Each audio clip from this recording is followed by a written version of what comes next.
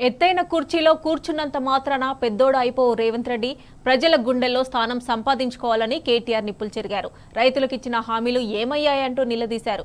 రాష్ట్రంలోని దేవుళ్లందరిపై ఒట్టుపెట్టి రేవంత్ మోసం చేశాడన్నారు. రేవంత్ అబద్దాలకు హైదరాబాద్ ప్రజలు మోసపోలేదని జీహెచ్ఎంసీ పరిధిలో బీఆర్ఎస్ ఎమ్మెల్యేలందరినీ గెలిపించారన్నారు.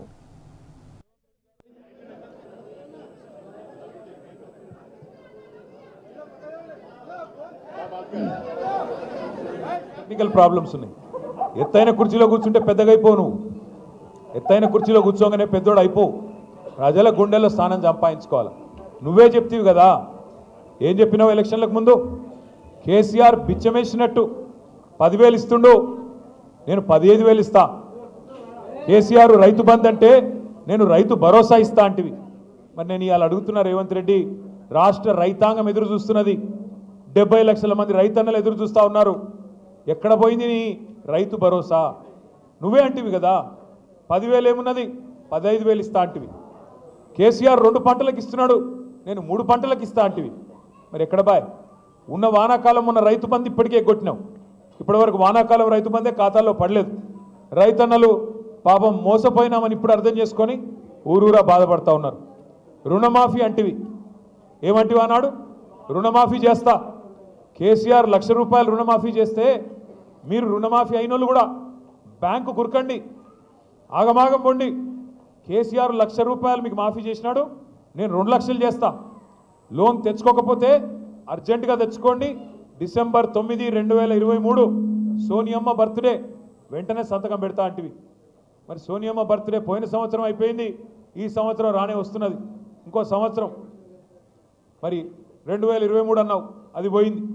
సోనియా గాంధీ గారి బర్త్డే మళ్ళీ వస్తూనే ఉన్నది, ఇంకో వారం రోజుల్లో 10 రోజుల్లో. ఇంతవరకు ఏమైంది? రుణమాఫీ అంటే సమాధానం లేదు. అదొకటే కాదు, ఒక సోనియా గాంధీ గారిని మోసం చేయలేదు, రాష్ట్రంలోని 70 లక్షల మంది రైతులనే మోసం చేయలేదు. మొత్తం ఏ దేవుడు కనబడతా ఆ దేవుడి మీద ఒట్టు. యాదగిరి గుట్టకు పోయిండు, యాదాద్రి లక్ష్మీనరసింహస్వామి మీద ఒట్టన్నాడు. వేములవాడ పోయిండు, రాజరాజేశ్వర స్వామి మీద ఒట్టన్నాడు. భద్రాచలం పోయినాడు, సీతారామస్వామి మీద ఒట్టన్నాడు. అలంపూర్ పోయినాడు, జోగులాంబ తల్లి మీద ఒట్టన్నాడు. ఇక్కడ హైదరాబాద్కి వచ్చి జూబ్లీహిల్స్ పెద్దమ్మ మీద ఒట్టన్నాడు. నిన్ననే దేవుళ్ళందరూ మీటింగ్ పెట్టుకున్నారంట. వీడెక్కడ దొరికిండ్రా నాయన, మనకు ఏడ కనబడితే ఆడ ఒట్లేస్తున్నాడు. ఈడెక్కడ దొరికినాడు నాయన? ఎందుకంటే మనుషులను మోసం చేసే మనుషులను చూసినాం, దేవుళ్ళని మోసం చేసేవాడు మొదటివాడు వీడు. ఏమన్నావు నువ్వు? 15 ఆగస్టు వరకు మొత్తం రుణమాఫీ.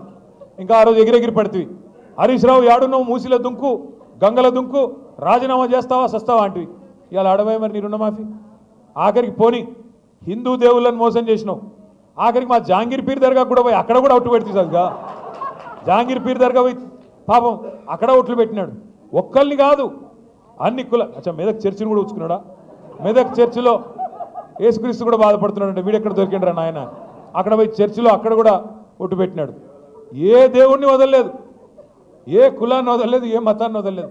అంటే ఇంత మోసం అంటే ఇవాళ నేను నిజంగా కూడా హైదరాబాద్ ప్రజలకు మాత్రం, మీ చైతన్యానికి మాత్రం జీహెచ్ఎంసీ పరిధిలో నేను శిరస్సు వంచి మీకు పాదాభివందనం చేస్తాను. రాష్ట్ర వ్యాప్తంగానేమో కాంగ్రెస్ పార్టీ మాటలు విని జిల్లాలలో పాపం కొంతమంది మోసపోయినారు. మా తమ్ముళ్ళు, మా అన్నలు, మా అక్కలు, చెల్లెలు కూడా ఫ్రీ బస్సు, తులం బంగారం అంటే కొంతమంది మోసపోయినారు. కానీ హైదరాబాద్ వాళ్ళు మాత్రం మోసపోలేదు.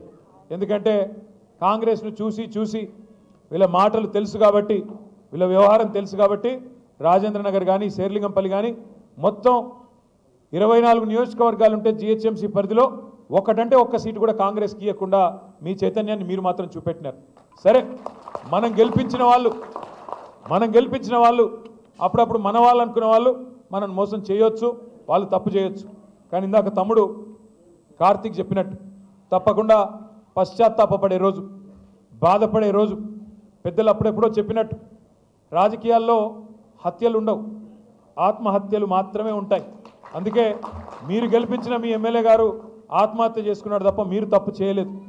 ఆయన పోయినా ఏమి కాదు పార్టీకి అని చెప్పి ఇవాళ పార్టీని మణికొండలో కావచ్చు, నార్సింగిలో కావచ్చు, బండ్లగూడలో కావచ్చు, శంషాబాద్లో కావచ్చు బ్రహ్మాండంగా కాపాడుకుంటూ ఎక్కడికక్కడ అద్భుతంగా నడుపుతున్న పోరాట పటిమను ప్రదర్శిస్తున్న మా నాయకులు మొత్తానికి హృదయపూర్వకంగా ధన్యవాదాలు.